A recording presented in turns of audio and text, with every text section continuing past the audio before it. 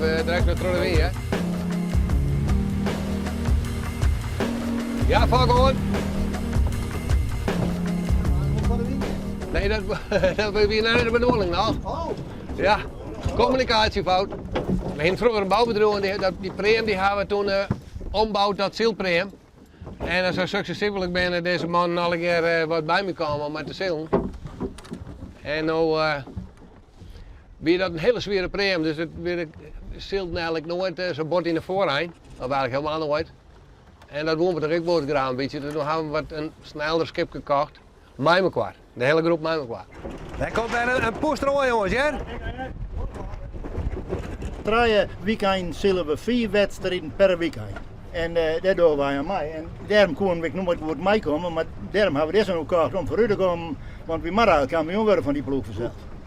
Kampioen zelfs? Ja, zeker, daar gaan we voor. Ze nemen dus enkel wel de bejaardenploeg, maar dat hebben ze gaan nou leren. Dat willen ze gewaar.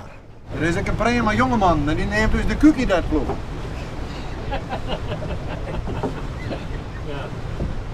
Die haalde de gek wat muis. 75 plus is net zo'n ramp, hè. Ik ben wel heel fanatiek, maar dat zit ik zei dat vorige schip we net vooruit de brand.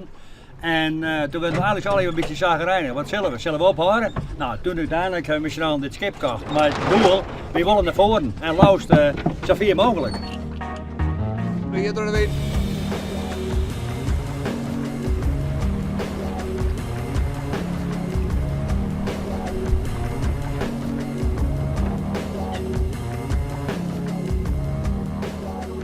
Ja, ik ga daar eens een kijken, hè.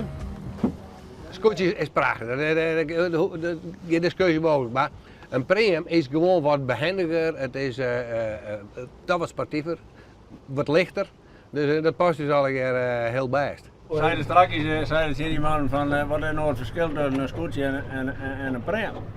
Ja, een scootje had die omslaan, die gaat leven en je loopt er maar doorheen, maar deze gaat er voor de andere vanzelf. Dan kan je gewoon zetten bij of zo. Zet mooi zo in het water.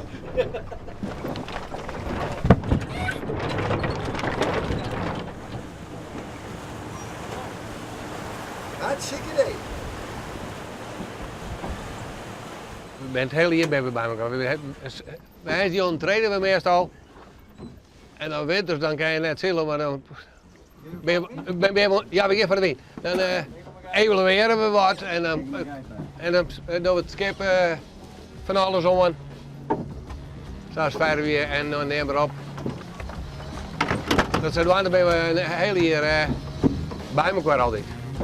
Is dit nou niet iets? Jongens, ga nog wat mooier. Wien, zeven.